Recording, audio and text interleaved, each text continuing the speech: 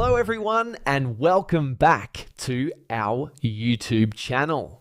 In this video, I'm going to show you how to fix Uber Driver app not working. First, to resolve this issue, we will first head over to our device settings. From here, scroll down and tap on General. Once you're in the General Settings tab, look for iPhone Storage option and tap on it.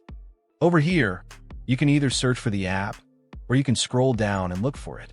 Then tap on the app. On the next screen, you need to tap on the Offload app option. A confirmation pop-up will come up. Now tap on the Offload app option here.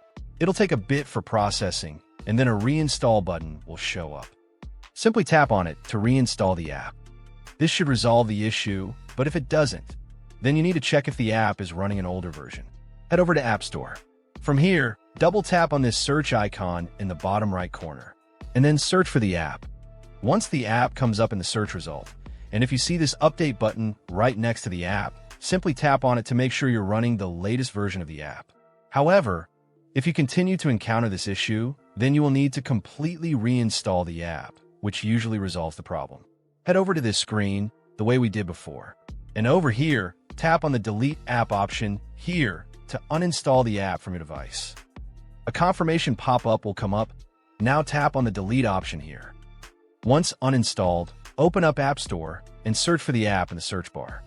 After the app comes up in the search result, simply click on this cloud icon to install it back onto your device. Hopefully, this resolves the issue. If it does, consider sending a super thanks to support our channel. And also don't forget to hit the subscribe button. We'll see you in the next video.